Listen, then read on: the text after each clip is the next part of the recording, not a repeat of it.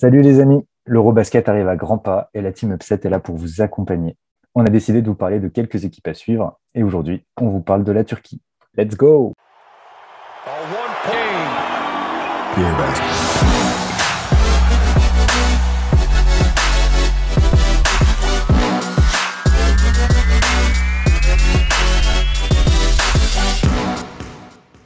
Alors aujourd'hui, pour parler de la Turquie et pour m'accompagner, j'ai droit au poulain du grand Alexandar Nikolic, un certain Romain.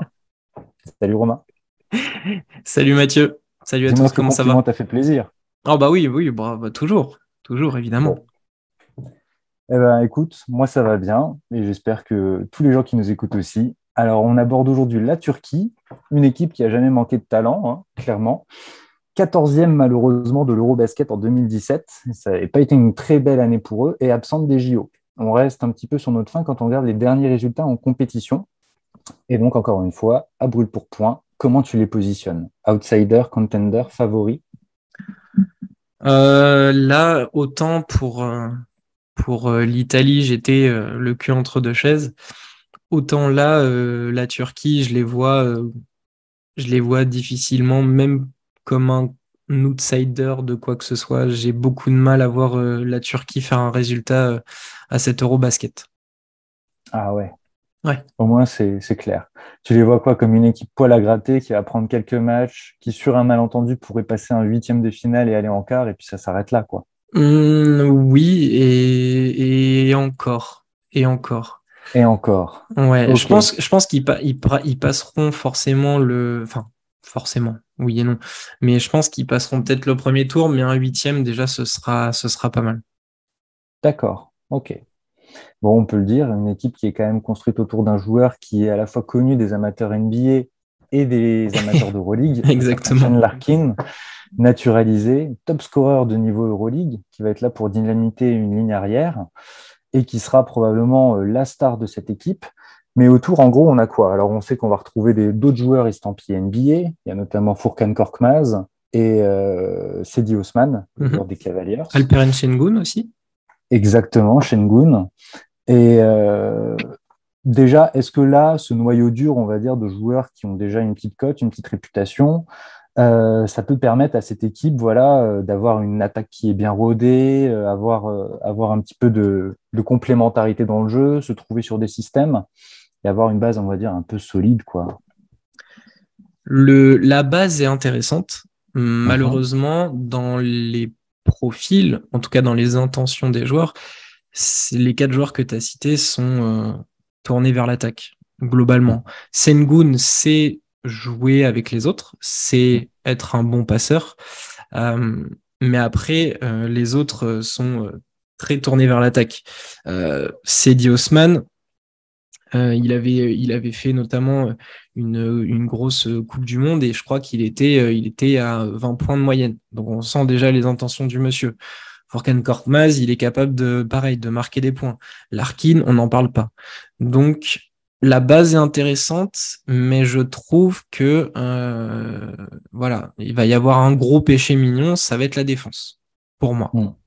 Et pour rebondir sur ce que tu viens de dire aussi, avec ces joueurs-là, hormis Larkin, qui est vraiment bien installé dans son équipe, c'est vrai que tous les autres joueurs, c'est des joueurs aussi qui doivent confirmer des contrats NBA, qui ne sont pas des stars indiscutables. Sedi Osman, c'est presque une petite déception. Je me souviens d'une époque où on Oui, parlait de lui comme l'avenir de la Turquie. comme un gros Alors, prospect européen aussi. exactement. Et c'est vrai qu'il est capable de faire quelques compétitions avec la Turquie, mais clairement, c'est comment dire, sur le calendrier, c'est clairement coché Eurobasket, faut performer, quoi. Pour lui, il y a cette obligation-là derrière aussi.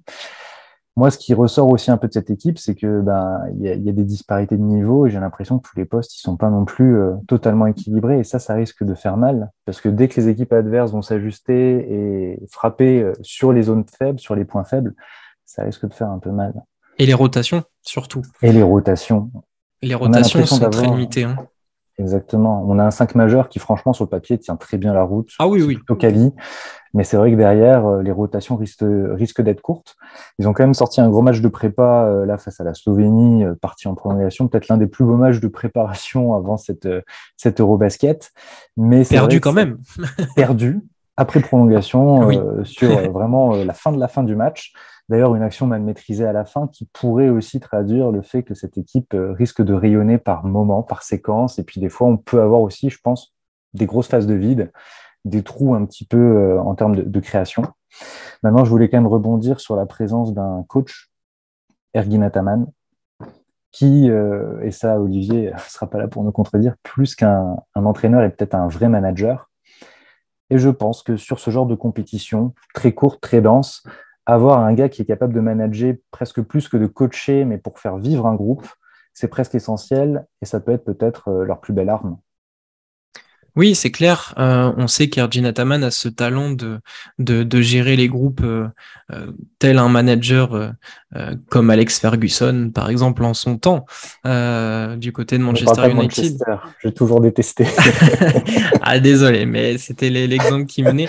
Euh, mais voilà, il a l'habitude à l'Anadolu d'avoir quand même des groupes beaucoup plus étoffés, beaucoup plus talentueux qui, en termes de basket, arrivent à presque vivre d'eux-mêmes.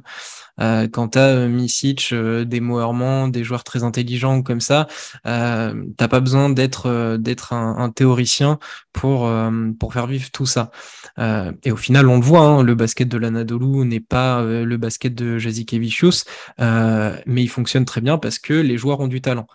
Là, avec la Turquie, on l'a dit, sortie du 5 majeur, où il y a que des joueurs très offensifs, il va falloir un moment s'adapter, euh, trouver la bonne solution. Ça, par exemple, si un des joueurs du 5 tombe sur des fautes, il va falloir lancer un joueur qui est beaucoup moins talentueux que lui. Donc, il va falloir trouver des tactiques, des pensées, un basket différent. Est-ce que Ataman va réussir? Telle est la question. Mm. Oui, c'est sûr. C'est sûr. Et puis, c'est vrai que cette absence au JO aussi, en termes de continuité, c'est peut-être pas non plus ce qu'il y a de mieux. On a des joueurs qui étaient présents sur les fenêtres qualificatives et qui sont encore là. Oui, il y en avait sur Alors, ils ont joué un match au mois de juillet. Ils étaient 11 du groupe là présélectionné. Donc, il y avait déjà de quoi travailler les automatismes. Malheureusement, tu l'as dit, il n'y a pas eu de JO. La Coupe du Monde en 2019, ils ont fini 22e. Voilà, ils sont même pas sortis de la phase de poule. Euh, et il y avait dans cet effectif 5-6 joueurs qui étaient Ouais. concernés. Donc, c'est un effectif qui a besoin de repères et je suis pas sûr qu'un match en juillet leur permette d'avoir cet impact et cette force collective, d'autant qu'en plus, à la Coupe du Monde, c'était pas Shane Larkin, mais Scotty Wilbekin qui avait le passeport de joueur étranger. Donc voilà, il y a tout. Je trouve de toute façon, globalement, que le basket turc je sais même plus si c'est un chemin de croix ou si c'est un désert. Mais il y a des gros problèmes à ce niveau-là. La sélection n'est plus aussi belle qu'à une certaine époque, n'est plus aussi forte qu'à une certaine époque. Et du coup, difficile de croire en ses chances, malgré voilà le contingent de 11 joueurs qui étaient là présents au mois de juillet.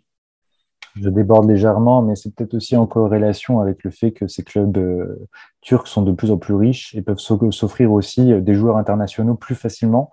Donc peut-être moins de temps de jeu, moins de responsabilités pour les joueurs du vivier national. Et effectivement, ça pourrait avoir des répercussions. Je pense que le plus important pour eux, ça va être de débuter très fort sur la phase de groupe pour aller chercher la meilleure place possible et derrière, sur le huitième, s'offrir vraiment une opportunité parce que si ça finit troisième ou quatrième de son groupe, ça risque d'être difficile sur le huitième, quoi. Est-ce que tu aurais un joueur? C'est un groupe relevé en plus, hein. C'est un groupe relevé, la Turquie. Est-ce que tu aurais un joueur à nous conseiller, un joueur à suivre? Alors, un joueur à suivre, oui, on peut s'attendre à du Sengun, les gens vont attendre le nouveau phénomène et ils auraient raison.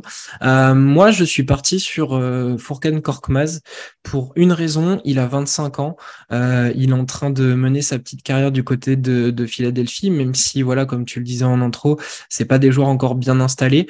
Mais du coup, moi, il rentre dans la force de l'âge, il doit prendre ses responsabilités. Sedi Osman a eu sa chance en 2019 à la Coupe du Monde.